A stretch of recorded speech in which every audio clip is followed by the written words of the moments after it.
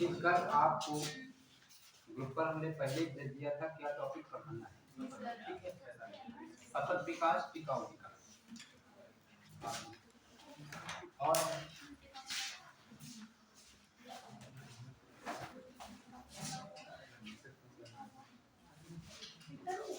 टिकाऊ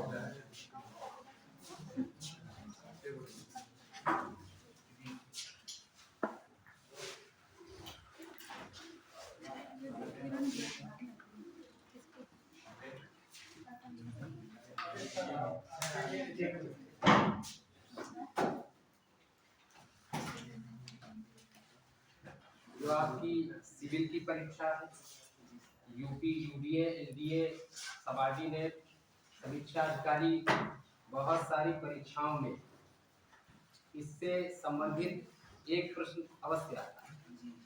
देखिए, डेली का डेली, हफ्ते में एक दिन आना है यहाँ पर। हमें आप सभी को, मतलब आपको तो नियमित आना है, हमें तो एक दिन आना है इकोनॉमिक्स। तो जो पाठ्यक्रम तैयार किया गया है वो खराब ना जाए, मतलब एक एक मिनट कीमती है। ठीक है, तो इस प्रकार से सतत विकास के संदर्भ में जो आज अध्ययन करेंगे हम आप सभी लोग, तो इससे संबंधित प्रश्न एक आता अवश्य सभी परीक्षाओं। और हमने अभी जो सूची दी है पुस्तकों की, उसमें पूर्वावलोकन ये हमने बता दिया है, और वो आपको लाइब्रेरी में किताब मिलेगी। और दूसरी चीज, आप लोग भी यदि लेना चाहें, कई खंडों में भी होता है कि जैसे इतिहास का अलग, भूगोल का अलग, ये आप, और सामाजिक एवं आर्थिक विकास का अलग होता है। आप उसके आधार पर इसका अध्ययन कर सकते हैं। ठीक है, और लगभग 30 साल का उसमें पेपर रहता है। तो ये इसलिए मैं बता देता हूँ कि जिससे कि जब 10, 5, 1 या समूह होता है, 10 शिक्षण हम सभी करते हैं, तो उसमें ये होता है कि से कुछ लोग पढ़ते हैं, कुछ लोग दिमाग इधर उधर रख लेते हैं, क्योंकि सभी एक समान नहीं हो सकते हैं। तो अपने मस्तिष्क को एकाग्र जरूर रखेंगे, और जो भी चीज समझ में ना आए, बेहिचक, मतलब कोई भी शंका बीच में नहीं आना चाहिए। जो आप नोट्स भेजते हैं वो समझ नहीं आता। क्या उसमें राइटिंग नहीं समझ में? जहाँ नहीं समझ में आ रही थी आप वहाँ पूछ सकते हैं। कारण की वजह से बहुत अच्छी है, लेकिन सर वो थोड़ा दूर लिखा हो ज्यादा। अच्छा, ठीक, उसको हम सुधार कर लेते हैं। जैसे मान लिया कोई भी चीज इसमें लिखा गया है, तो कोई चीज मिल गई तो फिर उसको बीच में ही लिख देते हैं, है ना, तो उसको सुधार कर लेते हैं। आप जैसे जो भी भेज देते हैं वो आप घर पर पढ़ सकते हैं, पूरा सिस्टम। तो देखिए, सतत विकास ये क्या होता है? सतत विकास के लिए स्थायित्व, क्योंकि कभी कभी ऐसा होता है उसमें टिकाऊ विकास लिख कर आ गया, और आप कह रहे हो कि गुरुजी ने सतत विकास बताया था, स्थायित्व विकास आ गया लिख करके, तो वहां पर जो ये शब्दावली है इसका भी कंफ्यूजन ना हो। ठीक है, तो इसके लिए आप उसमें लिख लें कि सतत विकास के लिए स्थायित्व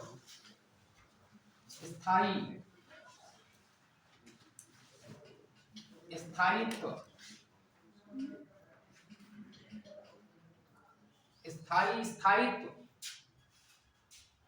संपूर्ण निरंतर, ये इसके संदर्भ में इसका प्रयोग होता है। कारण ये है कि आप जानते हैं सतत विकास लक्ष्य, मानव विकास, आर्थिक वृद्धि, आर्थिक विकास, समावेशी विकास, बहुत सारे विकास के स्तर, क्योंकि इकोनॉमिक्स में तो आप विकास पढ़ेंगे। मानव का जीवन कैसे खुशहाल, मैंने पिछले लेक्चर में ही बताया था आपसे कि आजकल तो स्थिति ये है कि दिया दियारी भी बिना अर्थ के नहीं समझ।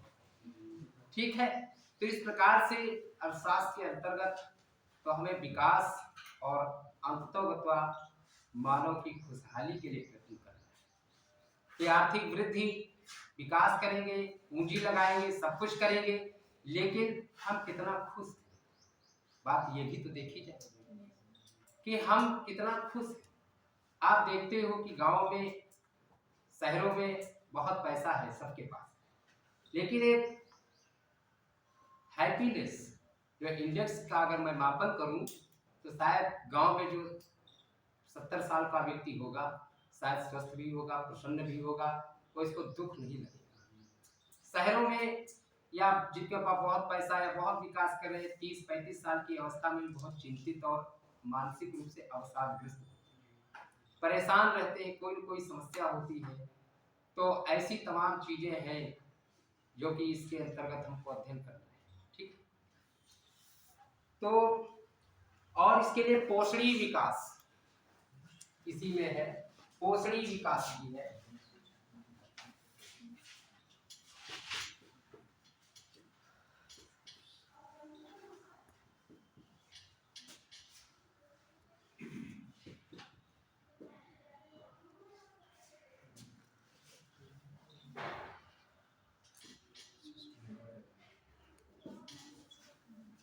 सस्टेनेबल डेवलपमेंट,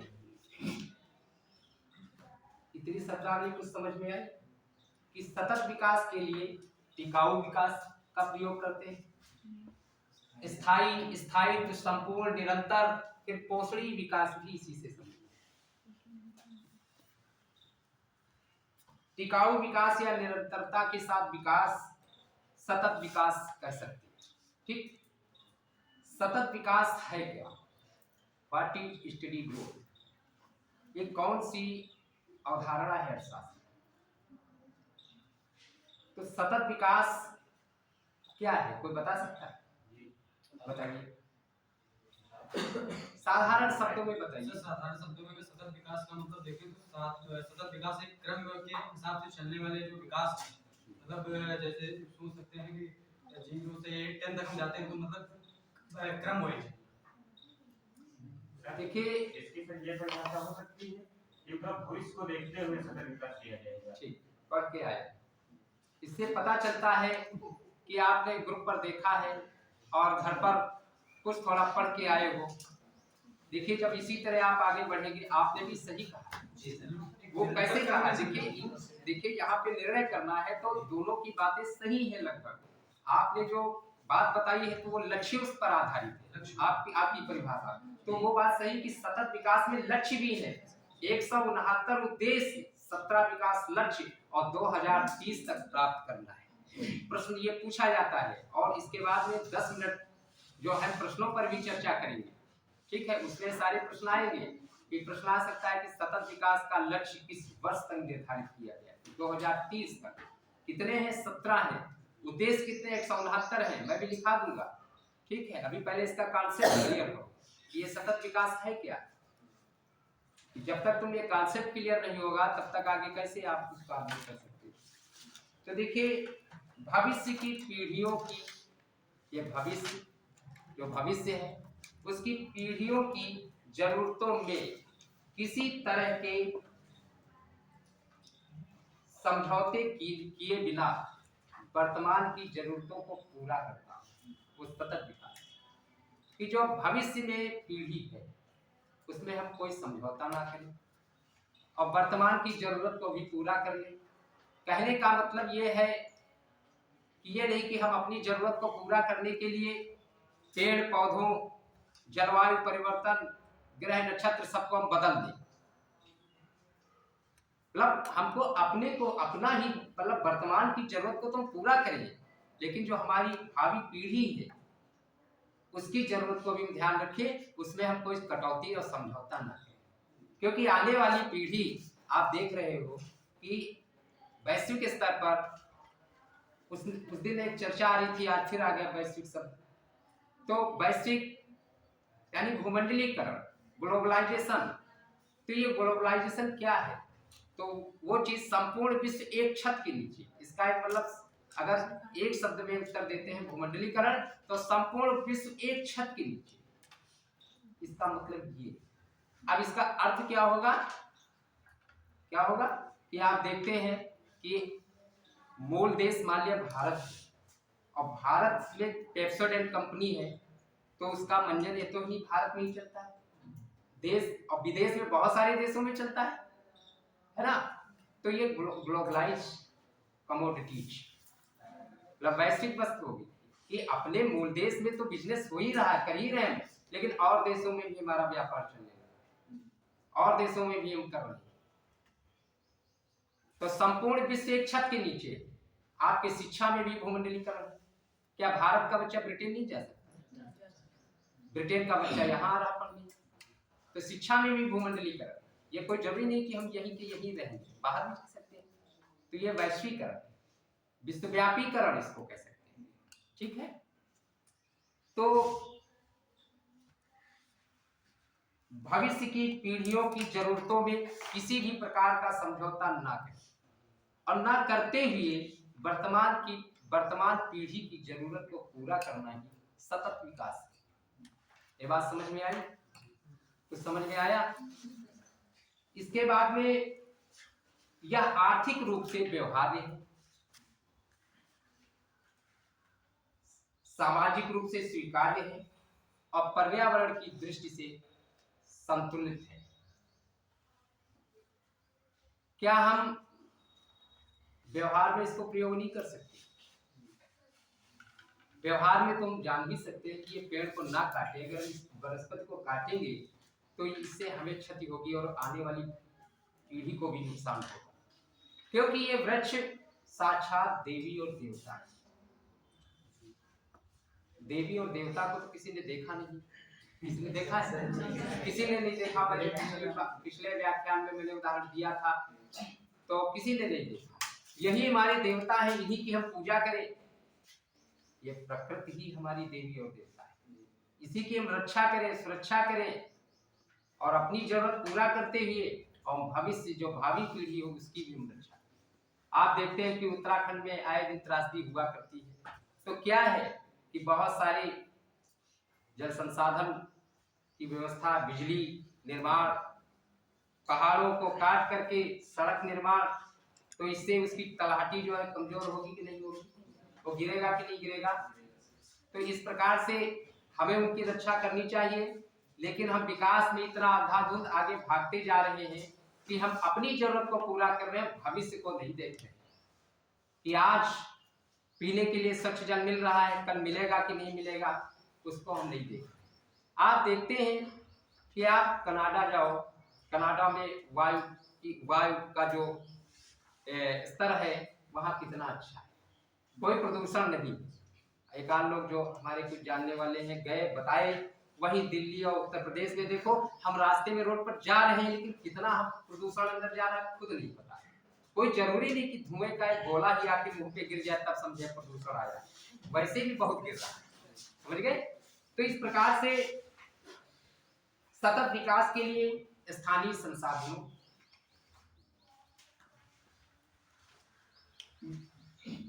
में, स्थानीय उत्पादन में वृद्धि, रोजगार के अवसरों में वृद्धि, गरीबी में कमी। अब इसका भारत में क्या लक्ष्य है? गरीबी और भुखमरी को मिटाना। आप देखते हैं कि हमारे देश की प्रथम महिला प्रधानमंत्री, जिसको आयरन लेडी, गूंगी गुड़िया और इंदिरा गांधी, स्वर्गीय श्रीमती इंदिरा गांधी, गरीबी हटाओ का नारा दिया, और आज भी गरीब ही हट पा रहा है, गरीबी नहीं हट पा रही। भुखमरी, कुपोषण, नाना प्रकार की समस्याओं से ग्रसित है। 17 विकास लक्ष्य जो इसके निर्धारित है, सतत विकास लक्ष्य 17, उन 17 में 11 लक्ष्यों को प्राप्त करने में भारत को बहुत बड़ी चुनौती का सामना करना पड़ा। ये पॉइंट दिमाग में नोट करते भी रहेंगे, मैं लिखवा भी दूंगा अभी थोड़ा बहुत। और मैंने आपको बताया कि जैसे कोई भी चीज है तो एक दिन में नहीं सीखी जा सकती है। अगर मैं इसको बांध कर चलूं कि मैं 1.5 घंटे में अपने पूरे लेक्चर को समाप्त कर दूं तो असंभव जैसा है। किसी भी चीज को बांध कर नहीं उसको आगे बढ़ाया जा सकता है, सीमा में नहीं तोड़ सकते। इस पर तो पीएचडी भी हो जाएगी। सतत विकास कहने को छोटा है, लेकिन पूरे विश्व के विकास का मानक है कि मानव का भी विकास करते भी सतत विकास, ऐसे सब कुछ शामिल है। 17 विकास लक्ष्य निर्धारित है, 2030 तक पूरा करने की बात है। 169 उद्देश्य, बिल्कुल छोटी बात नहीं है। सब कुछ शामिल है इसमें। सतत विकास संसाधनों का प्रयोग करने का एक आदर्श मॉडल है। इसके माध्यम से हम संसाधनों का प्रयोग करते हैं। एक आदर्श मॉडल है जो ये बताता है कि आर्थिक विकास के साथ साथ पर्यावरण को भी सुरक्षित संरक्षित करना है। पर्यावरण पर प्लस आवरण, चारों तरफ से ढका हुआ। ठीक, आप जानते हैं कि पर्यावरण का क्या योगदान है। स्वच्छ वायु, जल, ये तमाम चीजें हमें पर्यावरण से मिलती हैं। कृत्रिम संसाधन, ये पंखा, लाइट ना हो, ये भी शायद हमारे प्रकृति पर ही निर्भर है। बिजली कैसे बनती है, साइंस के विद्यार्थियों बायोलॉजी और फिजिक्स में पढ़ा होगा आपने। बिजली भी कहाँ से बनती है, कैसे बनती है, पानी से बनती है, कैसे क्या है ना, इस सौर सिस्टम से, सौर ऊर्जा से भी बनती है। तो ये भी तो निर्भर तो प्रकृति पर ही है, क्योंकि जल तो बहुत है। संपूर्ण विश्व में 3/4 भाग पर जल है, 1/4 पर जीवन है। यह पृथ्वी नीली ग्रह कही जाती है कि जब हम इसको ऊपरी आकाश से पृथ्वी को देखते हैं तो मुझे जल की अधिकता के कारण नीली दिखाई देती कि देखते हैं कि जब आप जब प्लेन में बैठोगे तो देख नहीं पाओगे क्योंकि सब बंद रहता है, लेकिन जब हम इसे ऊपरी आकाश से इस पृथ्वी को देखते हैं तो हमें नीली दिखाई देती है। ऐसा क्यों? क्योंकि जल की अधिकता के कारण। और जब जल अधिक होता है तो हमें सब नीला दिखाई देता है। तो इस प्रकार से हमारा लक्ष्य जो होता है प्राकृतिक संसाधनों का न्यूनतम क्षरण।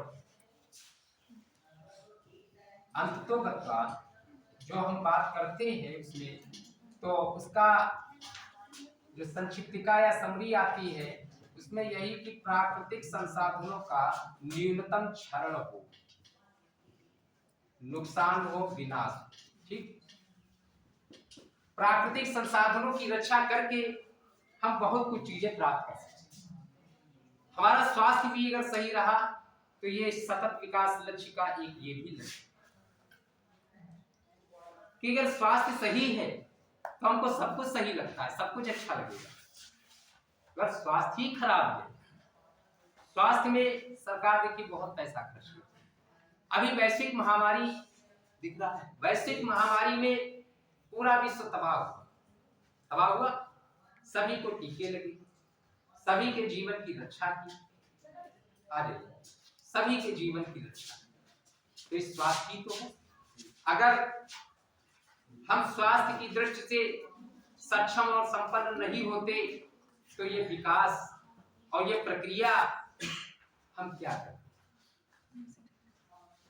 सबसे पहले में स्वास्थ्य भी नियंत्रित करें। सतत विकास की अवधारणा का प्रारंभ 1962, ये लिखते जाओ। प्रारंभ, ये जो सतत विकास की अवधारणा है इसका प्रारंभ वर्ष 1962 में वैज्ञानिक रचेल कार्सन,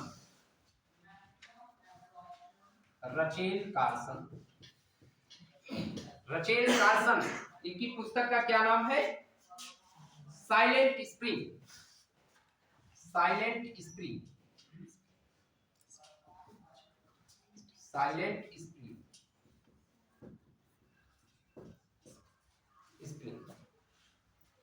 ये जो अवधारणा है आपकी सतत विकास, इस विकास का प्रारंभीकरण 1962 में दिख रहा है, रचेल कार्सन की पुस्तक साइलेंट स्प्रिंग में मिलता है। इसके बाद में देखिए ये प्रश्न आ सकता है आपके इतिहास में, पूछ सकते हैं कि साइलेंट स्प्रिंग पुस्तक के लेखक, ठीक है? तो कोई भी चीज यहाँ पर ये ना समझे कि ये हमारे लिए उपयोगी नहीं। हमें जब पढ़ना है, हमें सिविल का भी फॉर्म डालना है, कोई जर्नलिस्ट सिविल के फॉर्म में सीधी बात पूछे उसमें तुझसे घुमा से नहीं पूछ लेंगे, वो 4 कारण दे देंगे, इनमें से कौन नहीं है। अब तुम समझ रहे, पढ़े नहीं, क्योंकि सीधे तौर पर तो बहुत छोटी स्तर की परीक्षा हम पूछ सकते हैं यूपी की वगैरह में, लेकिन उसमें तो बहुत डीप पूछेंगे। इसके बाद में वर्ष 1968 में पाल इलिच इनकी पुस्तक का क्या नाम है? The population bomb. The population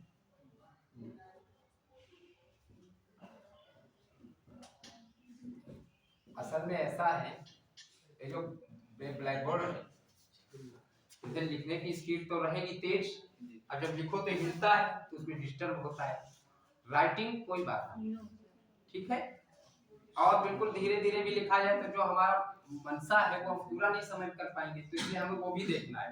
notes आपके ग्रुप पर हम भेज देंगे, उसकी आप टेंशन ना लें। आप समझिए, जो चीज ना समझ में पूछिए और जो मेन पॉइंट से लिखिए, ठीक। तो दी पॉपुलेशन बम से हुआ, लेकिन इस शब्द का वास्तविक रूप से विकास, अब यहां पर मेन पॉइंट आ रहा है, ये पूछा भी गया है। वास्तविक रूप से इस शब्द का विकास ब्लडलाइन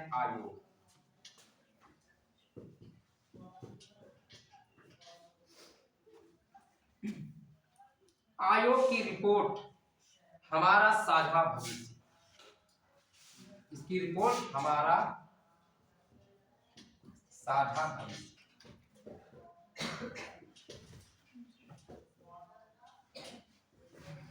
हमारा साझा भविष्य, आवर कॉमन फ्यूचर।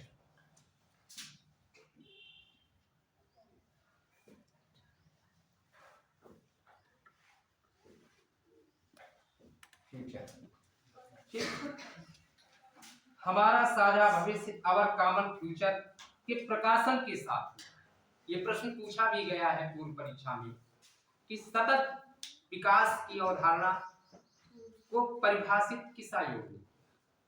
तो ब्रटलैंड आयोग ने वर्ष 1987 में परिभाषित किया, अर्थात 1972 में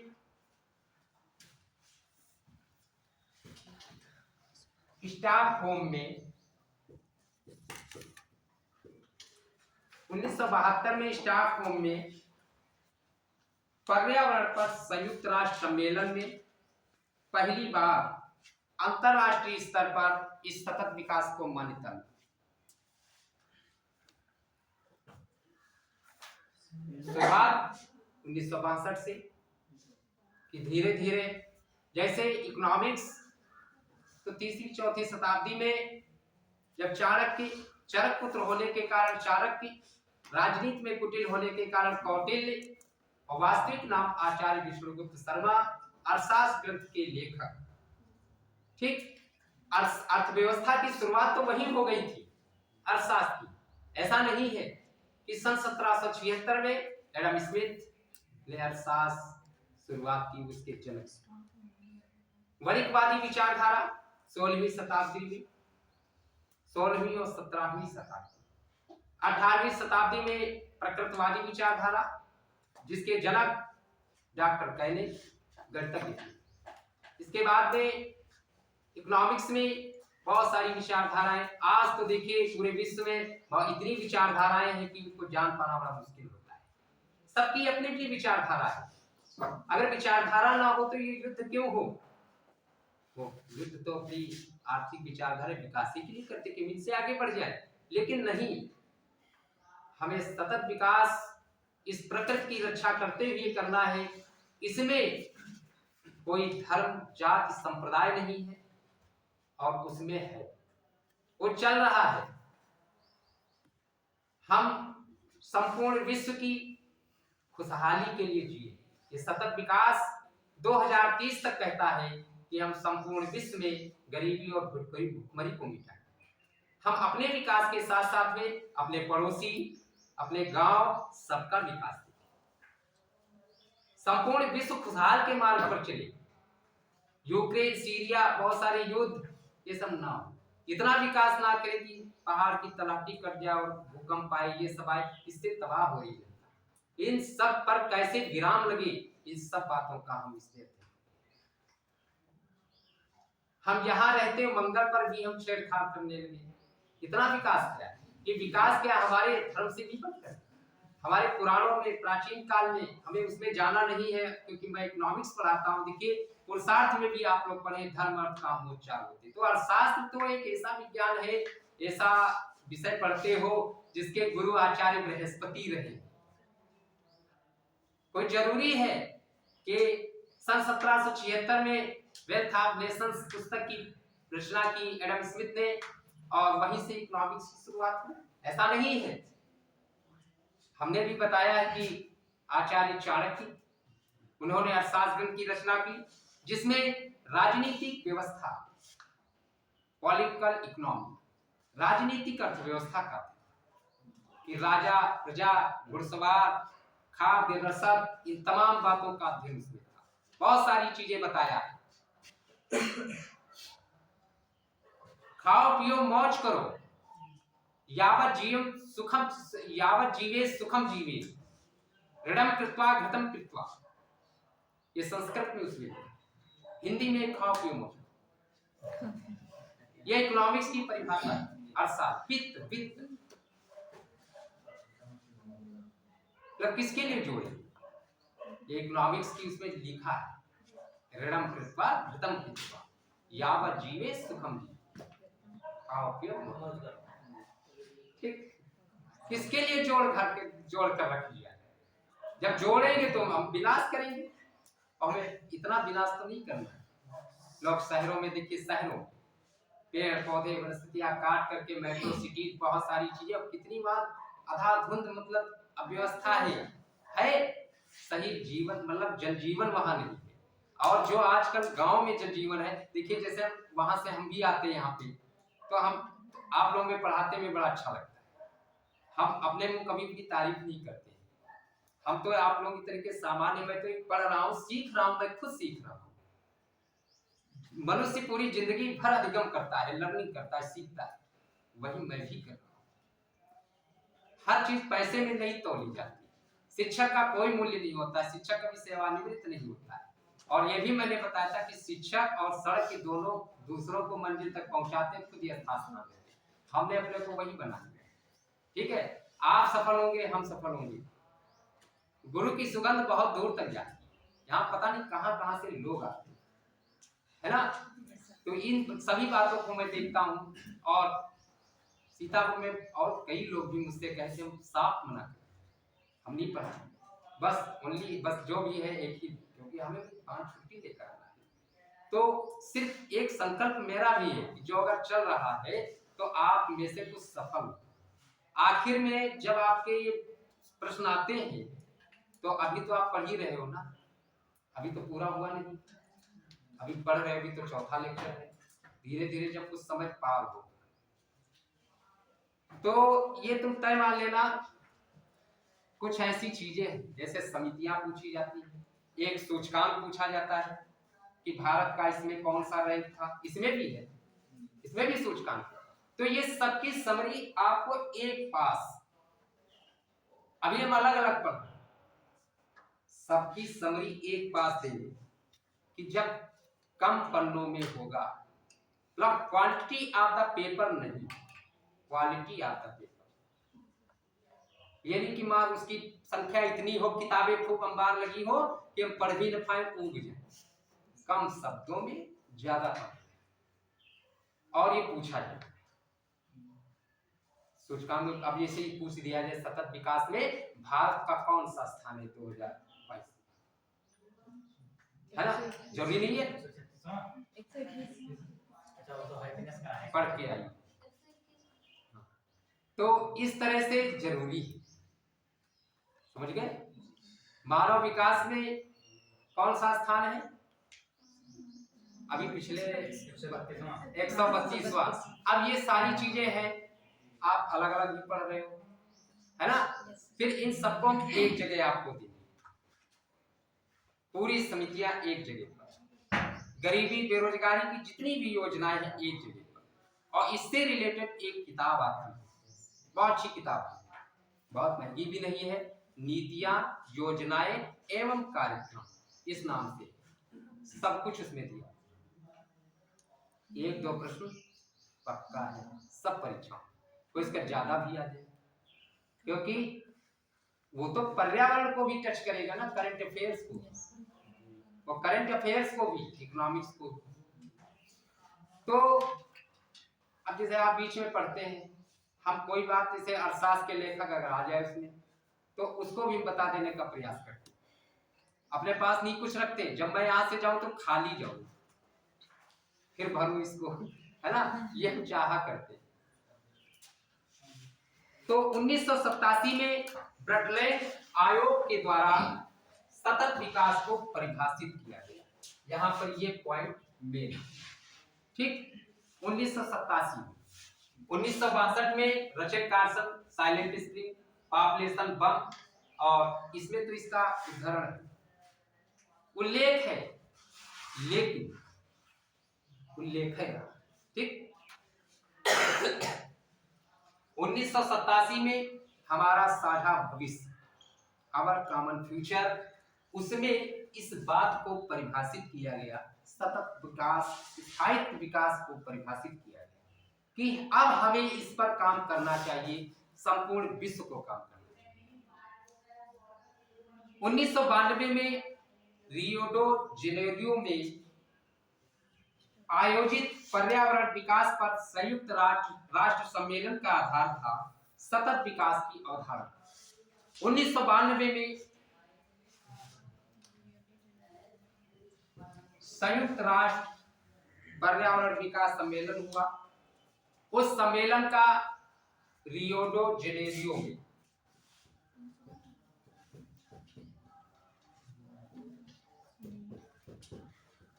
ठीक। अब इसका आधार क्या है? सतत विकास। बात समझ रहे हो? सतत विकास।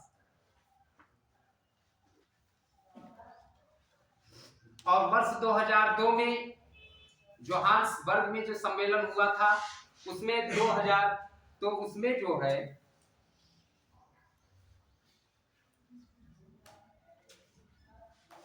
जो 1992 में सम्मेलन आयोजित हुआ था, इसके प्रगति की समीक्षा की कि इसमें हमने कितनी प्रगति की। प्रगति की बात अगर की जाए तो बहुत सारे क्षेत्र भी मैंने बताया कि भारत को 11 लक्ष्यों को प्राप्त करने में बहुत चुनौती आई।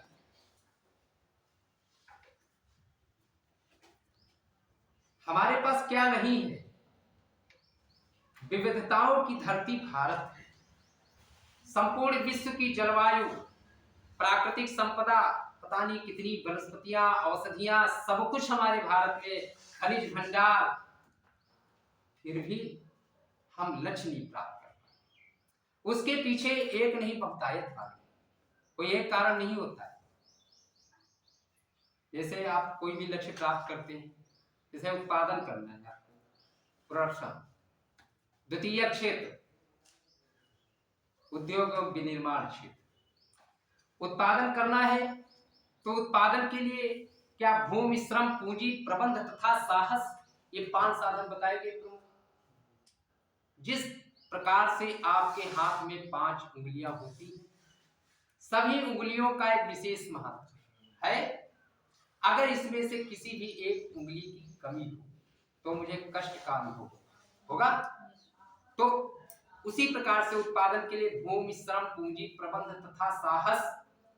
उत्पादन का जनक श्रम है, जननी पूंजी है, प्रबंध भी हो, साहस भी हो, सब कुछ हो। इसके अतिरिक्त और बहुत सारे साधन लगते हैं, इतने थोड़ी ना है। हमें चीनी बनानी है तो क्या रॉ मटेरियल नहीं चाहिए? हमें गांव का भी डेली वेट चाहिए, क्योंकि बगैर इसके पूर्ति नहीं हो पाता है। दैनिक मजदूर भी चाहिए। कहीं कहीं मास्टर रोल में इसको कहते हैं कि मास्टर रोल, हम सब मजदूर हैं। मजदूर दिवस कब होता है? 1 मई। मजदूर दिवस, श्रमिक दिवस 1 मई। देखिए, श्रमिक 3 प्रकार, स्किल्ड, सेमी स्किल्ड और नॉन स्किल्ड। हम सब कुशल मजदूर, कुशल श्रमिक में आते हैं। जब ये बात कह दो तो बड़ी भद्दी लगती है। हमने एक बार अपने क्लास में हमने एक चीज कही, बीएड में हम कहा कि हम लोग भी मजदूर हैं, श्रमिक हैं, तो हर बीएड के बच्चे आधे गुरु होते ही हैं, छात्राध्यापक, है ना? वो होते तो रहिए नहीं, छात्राध्यापक हैं हम, क्योंकि गुरु से भी बड़ा दर्जा उनका। क्या नहीं, लेबर कैसे, श्रमिक कैसे? नहीं, श्रमिक है, डॉक्टर, चिकित्सक, वकील, ये सब कुशल श्रमिकों की श्रेणी में आते हैं। ठीक, जब आप सामाजिक सुरक्षा पढ़ेंगे, सोशल सिक्योरिटी, उसमें इस बात पर और चर्चा कर लेंगे। वर्ष 2012 में रियो डो जेनेरियो में जो सतत विकास पर संयुक्त राष्ट्र सम्मेलन संपन्न हुआ था, इसे रियो 20 सम्मेलन भी कहते हैं। रियो 20,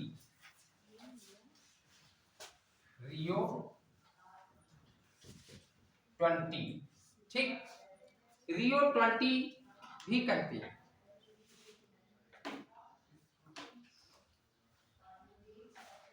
और इस सम्मेलन में हरित अर्थव्यवस्था पर घोषणा की गई फ्यूचर वी वांट का समर्थन किया गया। फ्यूचर वी वांट, भविष्य हम चाहते हैं, इस पर चर्चा की, इसका समर्थन किया गया। ठीक,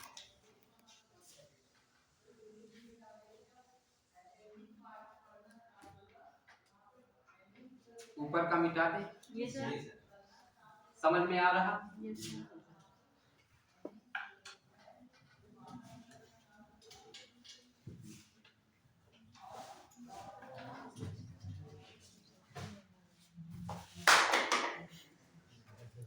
कबड्डी खेला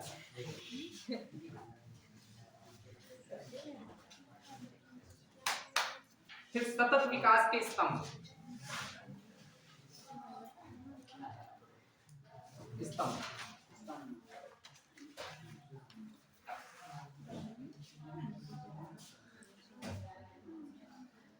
17 विकास लक्ष्य, 169 उद्देश्य और प्राप्ति वर्ष 2030, प्राप्ति वर्ष 2030।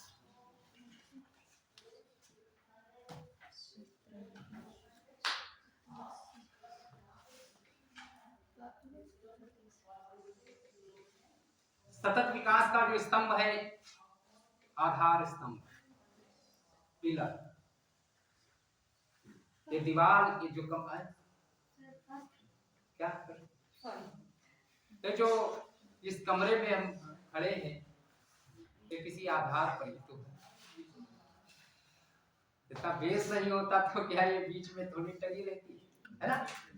इसका भी एक आधार स्तंभ है। तो वो स्तंभ, लक्ष्य हम सब जानते हैं। तो 17 विकास लक्ष्य हैं, 169 उद्देश्य हैं और 2030 तक हमें प्राप्त करने की इच्छा है, कोशिश है, भविष्य है, प्रयास है।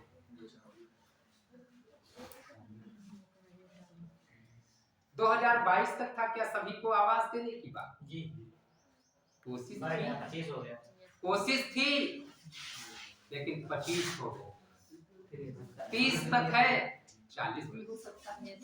बात बहुत बड़ी है। इन बातों का अध्ययन हम समष्टि अर्थशास्त्र के अंतर्गत करते हैं।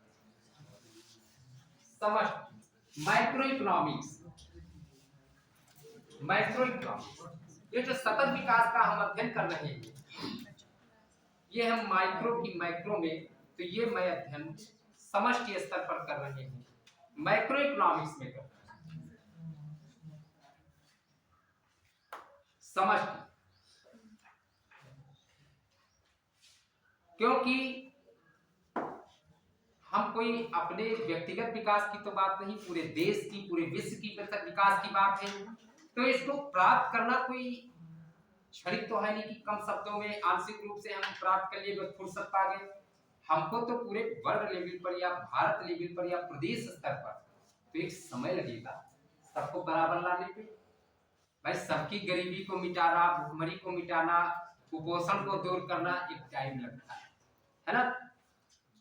तो इस प्रकार से 2030 के एजेंडे के रूप में एक व्यापक विकासात्मक एजेंडा है जो कि सामाजिक, आर्थिक और पर्यावरणीय आयामों को समाहित करता है।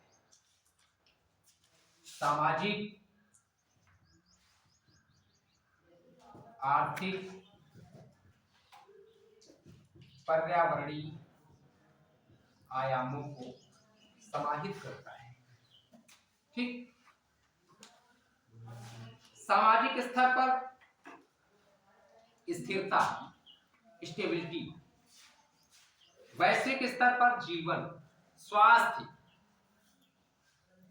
शिक्षा की उचित गुणवत्ता, क्योंकि शिक्षा का बहुत बड़ा असर है। आप जानते हैं कि शिक्षा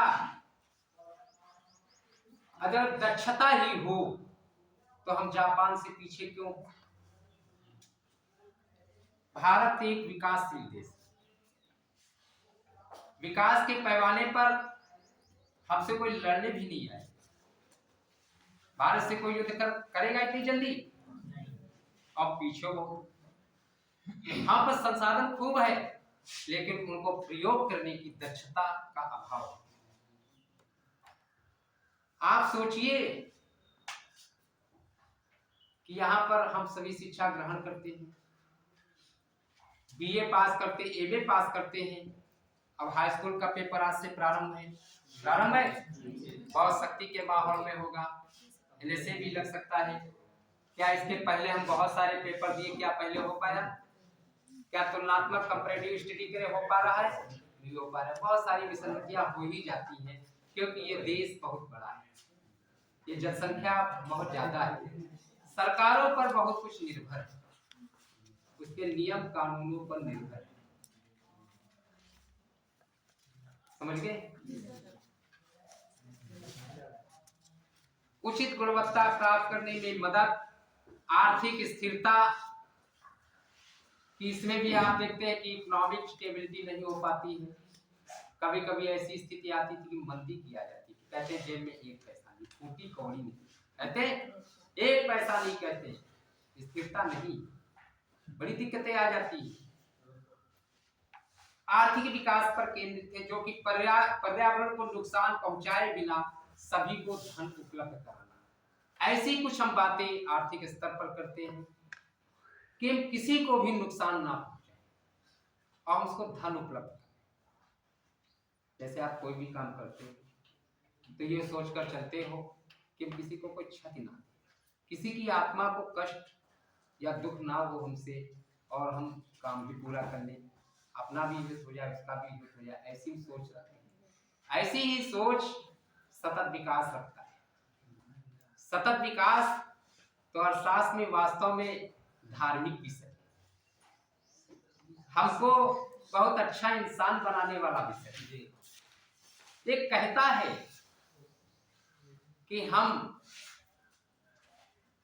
भविष्य की पीढ़ियों की जो जरूरत है उसको पूरा करने के लिए वर्तमान में कोई समझौता ना करे कि तुम काट दो, आगे तैयार हो जाएंगे, देखा लगा देंगे, फिर तो लगा देंगे तो वक्त लगता है। अभी मैं कहीं यही आया था, कहाँ गया था, हाँ एक स्कूल है वहां गए तो जो स्थापित हुआ था तो उसमें जो वृक्ष लगे थे तो हमने पूछा कितने साल, तो कहा कि 60-70 साल से। इतना मतलब अच्छा लगा, सब बहुत बराबर के, मतलब इतने अच्छे से कीमती वृक्ष हैं। तो और वहां पर कितनी शुद्ध वायु चलेगी, कितना शुद्ध वातावरण होगा, कितना अच्छा लगता है। आप गाँव में देखते हैं कि हवा चलती है, लोग बैठते हैं चार, कितना खुशहाल जीवन रहता है ना। तो वो हैप्पीनेस इंडेक्स है, उसमें बात आती है। इसके बाद में पर्यावरणीय स्तर पर स्थिरता प्राकृतिक संसाधनों के अत्यधिक उपयोग करने से रोकती है। जो प्राकृतिक संसाधन है उनको हम अत्यधिक उपयोग ना करें। पानी पीते हैं, टोटी खोल दिया, बह रहा है, प्रदूषण भी फैला रहे हैं, मच्छर भी पैदा कर रहे हैं, तमाम चीजें आती हैं।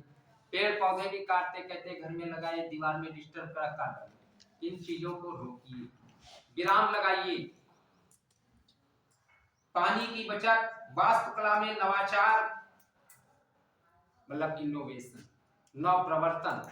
नवप्रवर्तन मीन्स विकास, जो आप पढ़े हैं इसके पहले, विकसित, अविकसित, अल्प विकसित, मिश्रित, पूंजीवादी, समाजवादी, बहुत सारी अर्थव्यवस्थाएं। तो उसमें भी प्रोफेसर शुम्पीटर ने विकास के 2 आधार बताए थे, आविष्कार और नवप्रवर्तन। नवप्रवर्तन मतलब इनोवेशन। नवप्रवर्तन के जनक प्रोफेसर शुम्पीटर, जिन्होंने नवप्रवर्तन में होता क्या है, देखिए होता ये है कि उत्पादन में या किसी भी कार्य में नव प्रवर्तित करना, मतलब नई नई तकनीकी विधियों का प्रयोग करना, है ना। कि आप देखते हैं कि भारत में या बहुत सारे देशों में पुरानी प्राचीन विधियों का प्रयोग करते थे। तो क्या हम सामंजस्य अमेरिका और कनाडा से कर पाएंगे कि हम आज भी साइकिल से चलेंगे तो क्या हम पहुंच पाएंगे समय से? तो दिल्ली जाना है, 1.5 घंटे में पहुंच गए, हम साइकिल दिल्ली 4 दिन में पहुंचेंगे, है ना। तो नव प्रवर्तन की उत्पादन में नई नई विधियों तकनीकों में सुधार प्रस्तुत करना, ये नव प्रवर्तन कहलाता है, कि परंपरागत चीज को हटाना। इसके बाद में सतत विकास संबंधी विषय के केंद्र में मनुष्य होता है। अगर ये बात पूछी जाए कि सतत विकास संबंधी जो ये बात हम कर रहे हैं, इसके केंद्र में कौन है? कौन है? सिर्फ मनुष्य है। अब इसी के आसपास सारी चीजें चल रही, इसी को करना है, इसी के लिए करना है। बात मान रहे हो? इसी को करना है और इसी के लिए करना है। हम सबकी रक्षा करेंगे, अंततः तो इसी की रक्षा की बात करता है। और क्या सफल? इसके केंद्र में मनुष्य है। जैसे यहां कोई संशय की स्थिति नहीं रही। जैसे इकोनॉमिक्स में हम पढ़ते थे कि जहां कहीं भी 6 अर्थशास्त्री मिल जाते हैं और 7 परिभाषाओं का निर्माण हो जाता है। बात सही है। 5 लोग मिल जाए, अपनी अपनी बात को कहने लगते हैं। जितने लोग मिलेंगे उतनी विचारधाराएं प्रकट होंगी, लेकिन यहाँ पर एक ही विचारधारा है। जैसे इकोनॉमिक्स में परिभाषा दी गई, economics is the wealth of science, अर्थशास्त्र धन का विज्ञान है, प्रोफेसर एडम स्मिथ ने दिया था, वेल्थ ऑफ नेशंस में दिया था, सन 1776 में दिया था। जब वे फ्रांस की 3 साल की यात्रा पर गए थे, तब इस पुस्तक को लिखा था, वेल्थ ऑफ नेशंस। ये पुस्तक भी पूछी जाती है आपके इतिहास में। गुरुजी आ रहे हैं, उसे पूछ लेना, वेल्थ ऑफ नेशंस आधुनिक इतिहास। तो उसके रचयिता कौन है? Professor Adam Smith. कब ये पुस्तक लिखी गई थी? सन 1776 में। और an inquiry into the nature of causes wealth of nations, इसका पूरा नाम है राष्ट्रों की संपत्ति के कारणों की खोज एवं उनका अनुसंधान। जब ये 3 साल की यात्रा पर गए थे फ्रांस, तो आप जानते हैं जब कोई घर से जाता है बाहर, तो उसके मन में बहुत सारे विचार आते। तो इनके भी मन में विचार आया कि मतलब हम क्या करें देश के लिए। तो उन्होंने पुस्तक लिखने के विचार, जो पढ़ा लिखा हो उसी हिसाब से, जैसा जिसका मन, जैसा अन्न वैसा मन, वैसा ये सोचे पढ़ने लिखने के लिए किताब लिखा। आज एक महाग्रंथ है अर्थशास्त्र, wealth of Nations, silent spring, Asian drama, ये सब पुस्तकें पूछी जाती है। एशियन ड्रामा के लेखक कौन है? जी मिर्डर, यानी गुन्नार मिर्डर। सतत विकास व प्रकृति से सामंजस्य करके एक स्वस्थ उत्पादनकारी जीवन का हकदार कौन? मनुष्य। यही स्वस्थ जीवन का उत्पादन करेगा और यही हकदार है उसको प्राप्त करेगा।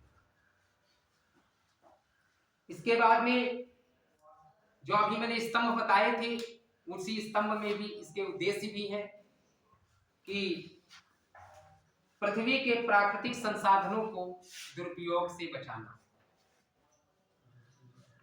भूकंप नेपाल में आता है, भारत की ही धरती हिल जाती है।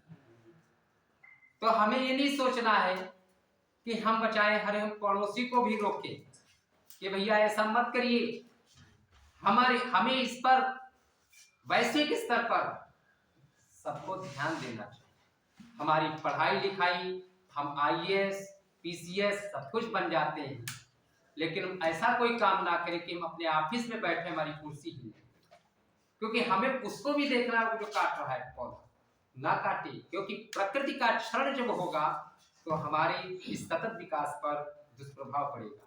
जो हमारा इसका लक्ष्य है उस पर खरे नहीं उतरेंगे। इसलिए हम सभी को इस पर एक अभियान के रूप में काम करना चाहिए। हम पढ़े लिखों का भी एक उद्देश्य होता है कि जो गलत कर रहे हैं उनको हम रोकें। ऐसा नहीं है कि हम सही कर रहे तो वो गलत कर रहे तो हम क्यों रोके। रोकना चाहिए। आप जब सही हैं कोई बाधा नहीं है आपके सामने आने की। इसके बाद में पारदर्शी तथा जनता के प्रति उत्तरदायी बनाना, ये भी जरूरी बात है कि रोड के किनारे पेड़ काट लिए तुमने तो क्यों काटे, तुम्हारी मेड़ थी वहां पर, तुमने पेड़ क्यों काटे? उत्तरदायी तुम्हारा है, तुम उत्तर दो। जवाबदेही भी सुनिश्चित हो। शिक्षा में हम पढ़ते और पढ़ाते हैं, जब तक जवाबदेही सुनिश्चित नहीं होगी तब तक काम व्यवस्थित नहीं हो पाएगा, नहीं हो पाएगा। तो जो कहने टोकने वाला नहीं तो दिक्कत आएगी। बात या आप जानते हैं कि अगर घर में कोई संरक्षक नहीं है, वो संरक्षक माली होता है। अगर माली उस पौधे की रक्षा करने रखवाली करने के लिए नहीं है तो पौधा सूख जाता है, पौधे में वृद्धि नहीं हो पाएगी। तो उसको वृद्धि को सतत रूप में लाने के लिए माली की जरूरत है, और माली हम आप। विविधता की रक्षा करना, बहुत सारी विविधताएं हैं, जैसे धर्म जाति संप्रदाय सब छोड़ो, क्योंकि हम केंद्र में हैं। हमारी रक्षा की बात है। अरे आज हम रोटी खाएंगे, कल पाएंगे कि नहीं पाएंगे इसका पता है? कितनी विसंगति। क्या आप सोचिए कि हमारी 3 प्रमुख ऋतुएं, फिर उनकी 3 उप ऋतुएं, मतलब 6 ऋतुएं होगी, है ना? आप सोचिए फरवरी है, फरवरी कौन सा महीना चला? फरवरी। क्या जो पहले वातावरण मौसम रहता था क्या उसमें आज कुछ पा रहे हो? वो बात नहीं है ना, सही बताना। ना वो जाड़े में है ना वो गर्मी में। अब कब लॉकडाउन और कब क्या स्थिति है, बड़ा बड़ा डिस्टरबेंस है पूरे विश्व में। इसी बात का तो मैं अध्ययन करता हूँ कि प्रसन्नता भूटान, वाह, भूटान ने प्रसन्नता सूचकांक को गढ़ा था 1972 में, वहां के चौथे राजा ने। उस पर भी बताऊंगा।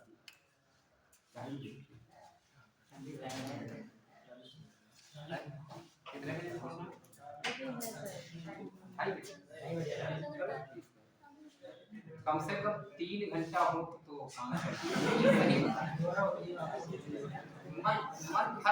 मन भर के हो नहीं पा रहा है पढ़ाने में।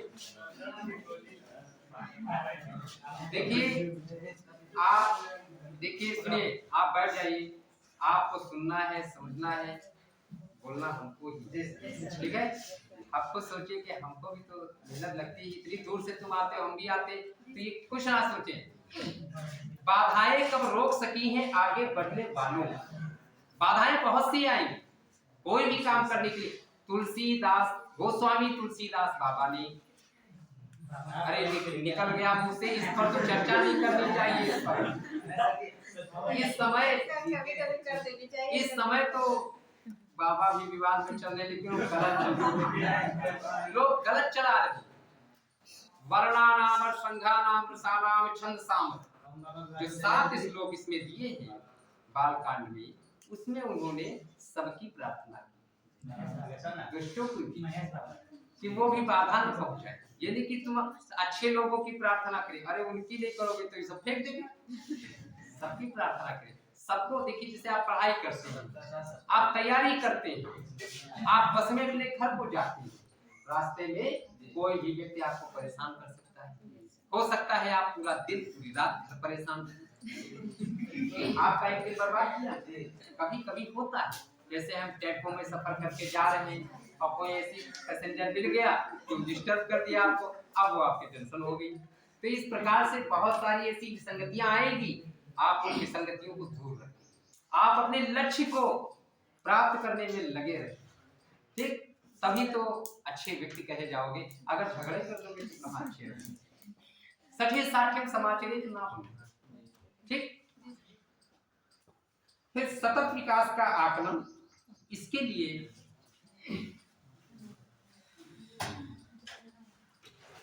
देखिए आप ये पढ़ लीजिए, इसके बाद में इसकी समरी भी है हमारे पास, उसको हम बता देंगे जिससे कि आपको बहुत आसानी रहे।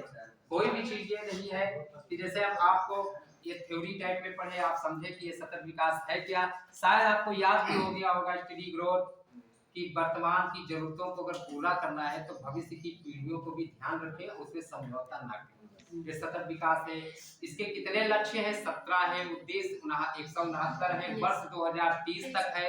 ये तमाम बातें कुछ आपके दिमाग में आ रही हैं, सामान्य चीजें, और यही पूछते, लेकिन अभी आपसे कोई पूछते है क्या तो उसको तो बताना ही पड़ेगा। 1.5 घंटे का टाइम है किस लिए, क्या 10 सवालों पे चर्चा कर लेगा, है ना, जरूरी वो भी है। और पढ़ना सबको पड़ता है, वास्तविक और अच्छा शिक्षक वही है जो पढ़कर पढ़े, जो पढ़े नहीं तो जानेगा। नव प्रवर्तन, दिन पर दिन तो सब बदल रहा है। इकोनॉमिक्स एक ऐसा विषय है अप टू डेट, अद्यतन, कि दिन पर दिन तो इसमें बदलता रहता है। रिजर्व बैंक गवर्नर का बदल जाता, कल दूसरे आ जाए, कल तो पुराने हैं। सतत विकास का आकलन, अब इसका आकलन कैसे करते हैं? हम तो ये चाहते भी कि जैसे बहुत सारे लोग इसमें बैठे हैं, प्रोफेसर बन जाओ, शिक्षक बन जाओ, सिविल सर्विस में निकल जाओ, और जब आप किसी भी सेवा में जाएंगे तो आपको यहाँ खड़े होना पड़ेगा, ठीक, सीखना भी पड़ेगा, है ना। हमारे विद्यार्थी, याद आ गई, मैं बात आता हूँ, बीच बीच में जरूरी है आगे बढ़ने के लिए मोटिवेशन। अब प्रेरक शक्ति अगर नहीं है तो आप प्रेरित कैसे हो पाएंगे। प्रेरणा बहुत जरूरी है, बहुत जरूरी है। पुरस्कार, दंड, ये सब प्रेरणा में ही आते हैं, ये थोड़ी ना लाठी उठा लो वही प्रेरणा।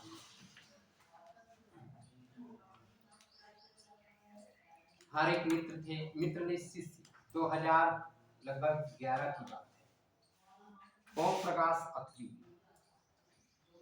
पढ़ रहे थे बीए में, पढ़ते रहे, फिर क्या गुरुजी अब क्या करें, तो हमने कहा कि भाई तुम अच्छी जगह कहीं निकल जाए, गाँव देहात में कहाँ तक पढ़ोगे। जब पढ़ रहे थे तो वो इतना सीधे थे, रामपुर मथुरा साइड से आते थे, बहुत सीधे विद्यार्थी थे, इतने सीधे थे कि वो डरते भी बहुत थे, शर्माते भी बहुत थे।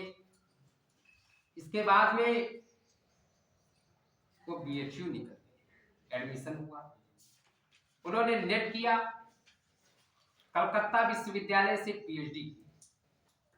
सूर्यकांत दीक्षित लखनऊ में है, हिंदी में सैकड़ों किताबें, पता नहीं कितने यूनिवर्सिटियों के मेंटर है, परामर्शदाता टाइप, बहुत बड़े विद्वान हैं। उनके पास जब उनसे कभी उनका फोन आ जाता है, क्योंकि हमारे तो विद्यार्थी हैं, तो फोन आ जाता है तो पूछने लगते हैं हालचाल, बहुत अच्छे विद्यार्थी हैं। तो एक बार M जगदीश कुमार की जब बात करने लगे, क्या उनको गुरुजी जानते हैं, तुमने कहा जानते हो, वो JNU के VC, जवाहरलाल नेहरू विश्वविद्यालय के वाइस चांसलर प्रोफेसर जगदीश, अब नहीं, अब इस समय जगदीश कुमार, M जगदीश कुमार। तुमने कहा जानते हो, हाँ जानते हो। अच्छा, तो ये क्यों? वो विदेश तक में जो है सेमिनार और कॉन्फ्रेंस इत्यादि में जाते रहते हैं।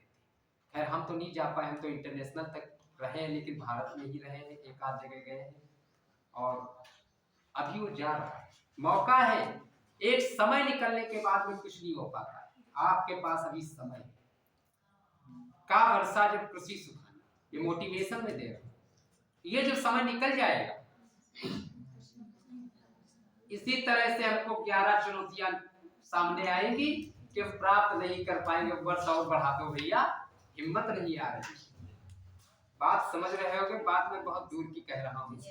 समझदार हो, सभी ग्रेजुएट से ऊपर हो, वोट देते हो, छोटे नहीं रहे, समझ गए? बनी नहीं तो बनवा लो। तो देखिए, ऐसे कुछ संकेतक हैं जो पर्यावरणीय शोषण खपत के मामले में स्थिति का आकलन करने में मदद करने के लिए निरंतर योजना बनाते हैं। पहला है वहन क्षमता। वहन क्षमता,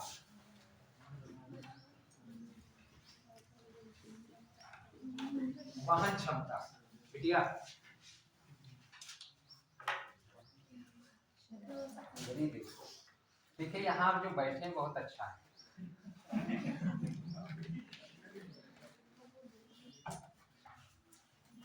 पर्यावरण की दृष्टि से अनुकूल कक्ष है। वो नवप्रवर्तित कक्ष था,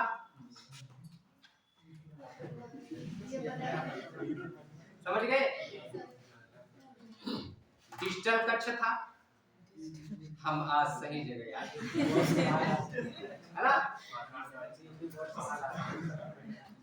हम समझ गए थे जब ये आए, मैसेज जान गए थे कि बहुत शक्ति के माहौल में बेचारे पेपर दे रहे हैं, है ना?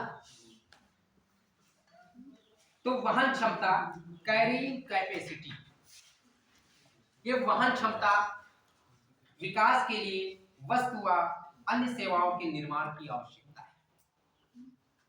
ऐसा नहीं है कि प्रकृति की सुरक्षा, सेवा, संरक्षा ही करे, लेकिन हमें वस्तु और सेवाओं के निर्माण की भी तो आवश्यकता है, क्योंकि इस अर्थ में जेब में भी कुछ होना चाहिए। कलयुग में अन्न में ही प्राण है।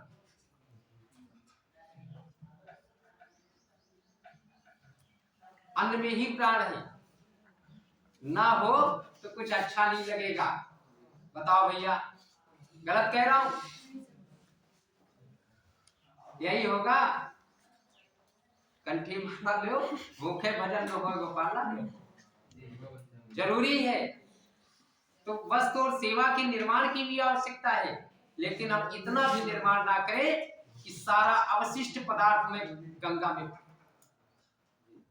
कान को, इतना भी ना हम उत्पादन करें कि मैं अपने भविष्य को ही निपटा दूं। हम 60-70 साल जीवित है, अगली पीढ़ी आ रही और बहुत प्यारा है, और उसी के लिए सब तुम नुकसान कर रहे हो। उसके क्षरण को बचाएं, नुकसान को रोकें। जिसके लिए साधनों की आवश्यकता होती है, ये साधन मुख्यतः प्रकृति के द्वारा प्रदत्त होते हैं, और प्रकृति में जो कुछ तुम देख रहे हो, ये अनिवार्य निःशुल्क रूप से प्रकृति के द्वारा प्राप्त है, ईश्वर प्रदत्त है, जिसके लिए मुझे कोई 1 रुपया व्यय नहीं करना पड़ता है। तो क्या हम इसकी रक्षा भी नहीं कर सकते? हम एक पंखा लाते हैं, दिन भर पोंछते हैं, और ये हवा चल रही तो क्यों नुकसान कर रही है? इसको रोकिए। इसको मतलब हवा को नहीं रोकना है, जल और हवा को नहीं रोक सकते, लेकिन जो हम पेड़ पौधे काटते हैं, इन चीजों को विराम लगाना, यही सतत विकास कहता है, और ये रोक नहीं पा रहे, इसलिए बड़ी स्थिति खराब। इसमें भ्रष्टाचार भी है, जो पढ़ोगे लक्ष्यों में ये भी शामिल है, अभी लक्ष्य में लिखवाऊंगा। वहन क्षमता, जिसमें कि पारिस्थितिकी तंत्र में उपलब्ध संसाधनों की मात्रा और जनसंख्या या समुदाय का आकार। वहन क्षमता, कैरिंग कैपेसिटी, ये जनसंख्या और समुदाय के आकार पर भी निर्भर करता है। ये बात मानते हो? और पारिस्थितिकी तंत्र में उपलब्ध संसाधनों की मात्रा कितनी है और कितनी जनसंख्या का आकार है। भाई पेड़ पौधे भी कटते चले जा रहे हैं, इसके पीछे कोई कारण ही तो होगा। जनसंख्या का आकार बढ़ रहा है, तो कहते हैं चलो एक यार काट लो, कौन सी हमें दिक्कत है, कट जाएगा तो मकान मिल जाएगा तो सब रहेंगे। एक के चक्कर में सब कुछ हो रहा है, क्योंकि एक वृक्ष 10 पुत्र समान, ये हम भूल गए। हमको इस उक्ति का ध्यान रखना चाहिए हमेशा। दूसरा है पारिस्थितिकी पदचिह्न, ये पॉइंट इसलिए ध्यान रखना जरूरी है, प्रश्न वहां पर आ सकता है, इनमें से कौन सा नहीं। पारिस्थितिकी पदचिह्न, इकोलॉजिकल फुटप्रिंट, इकोलॉजिकल फुटप्रिंट,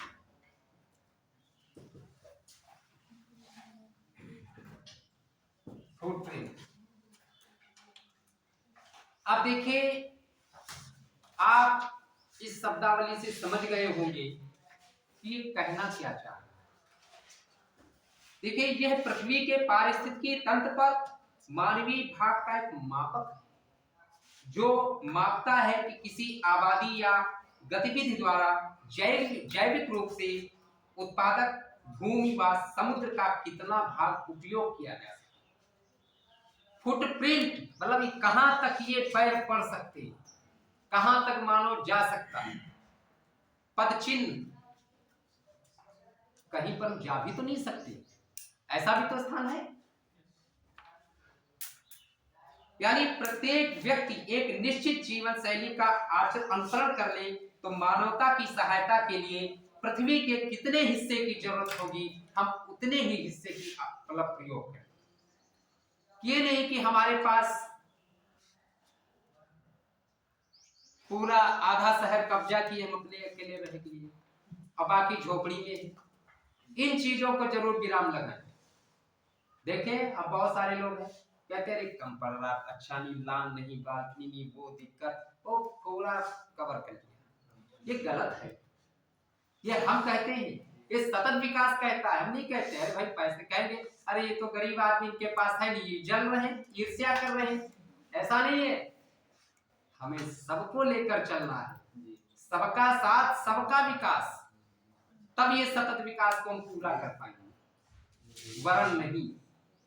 हम समय बढ़ाते चले जाएंगे और सतत विकास की तरफ उन्मुख नहीं हो पाएंगे। हम चुनौतियों पर चुनौती स्वीकार करते रहेंगे। आज 17 में 11 चुनौती मिल रही, चैलेंज, तो आगे क्या कम होगा? अरे बढ़े रहा है।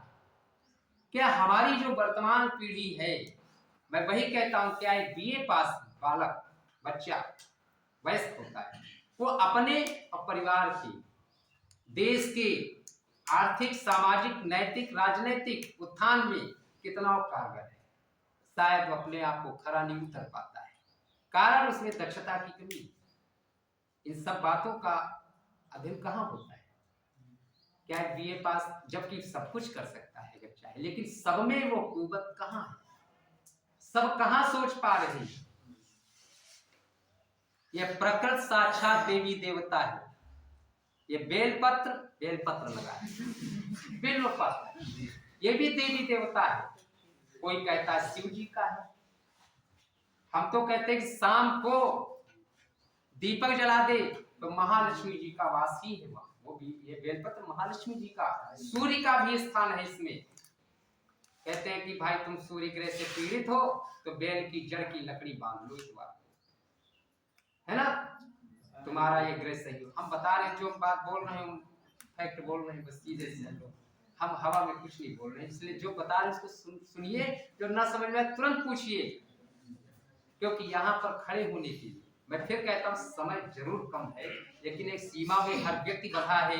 लाइफ एक्सपेक्टेंसी 67.2, 71.4, जन्म हुआ, मृत्यु तय है, समय निश्चित है, क्लास खत्म होनी है ये भी तय, ये अब समय पूरा हो रहा है। तो इसलिए हम सीमा में सब हैं, समझ गए? तो ये है कि भूमि और समुद्र का कितना भाग उपलब्ध है और मानव के लिए कितने हिस्से की जरूरत है। फुटप्रिंट, कहां तक ये पैर के चिन्ह पड़ सकते, इन सब बातों का इसमें। फिर अर्थ ओवरशूट डेट, अर्थ ओवरशूट डे जब 15 मिनट रह जाए तो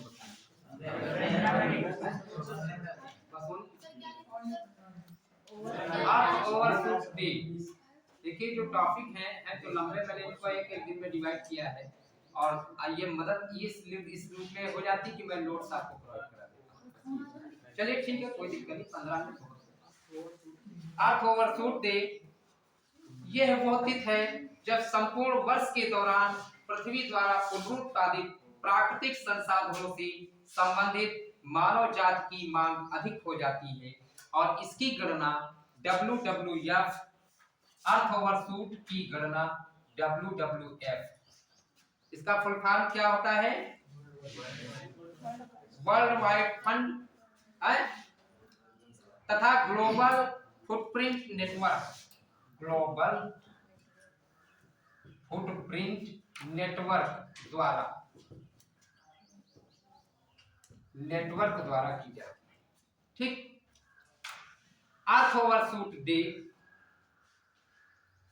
का आकलन, ठीक, जिसमें कि गैर लाभकारी अंतरराष्ट्रीय संगठन के रूप में की गई जो संधारणीय भविष्य को सुनिश्चित करने में कार्यरत, जो हमारा भविष्य है संधारणीय पोषणीय, उसको सुनिश्चित करने में अर्थ ओवरशूट डे काम करती है।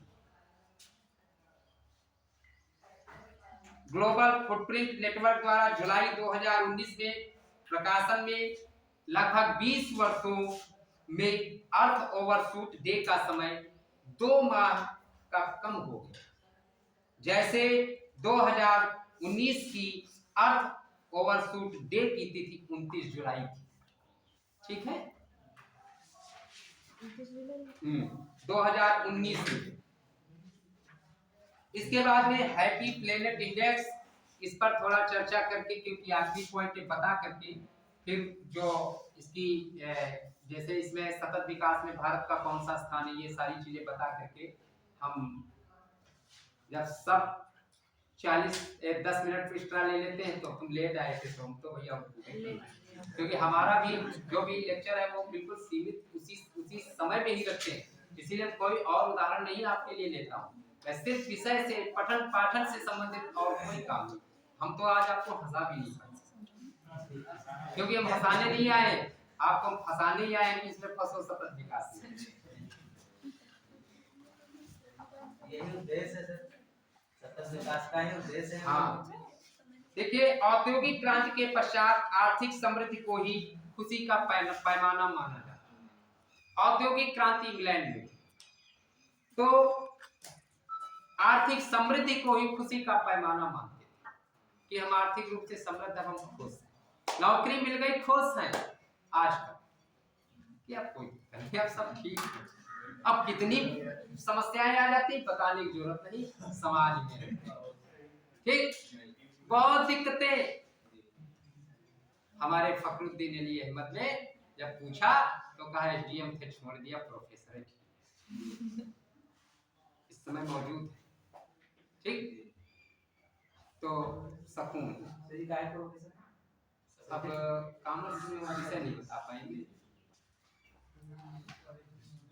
सभी का झुकाव जीडीपी के माध्यम से किसी की खुशी का अनुमान लगाने के लिए स्पष्ट था कि पैसा है और एक खुश होगा। कहते हैं तो सरकारी नौकरी पा गया, पैसा है, बहुत खुश होगा, बहुत सुखी इंसान कहा जाता है कि बहुत पैसा है। लेकिन ये उससे पूछो, उसके कलेजे से पूछो, हैप्पीनेस इंडेक्स लगाकर पूछो कितना खुश है, वो वही जानता है। आर्थिक विकास ही खुशी का संकेतक नहीं रह गया है आजकल, ठीक। इसके बाद में एचपीआई के जो घटक हैं उनमें मैं सिर्फ बता ही देता हूं। पहला है जीवन प्रत्याशा, जो कि आप पहले पढ़े थे, दीर्घजीविता से संबंधित है, लंबे जीवन स्तर से संबंधित है। दूसरा स्वास्थ्य है, लोगों के स्वस्थ रहने से संबंधित। परिणामों की असमानता है, किसी देश के भीतर जीवन प्रत्याशा व स्वास्थ्य स्कोर के वितरण में असमानता का एक मापक है। कि जीवन प्रत्याशा और स्वास्थ्य, इसमें जो असमानता है उसका माप, क्योंकि आप जानते हैं कि हैप्पीनेस, जीवन प्रत्याशा, स्वास्थ्य, ये सारी चीजें तो उसी में है।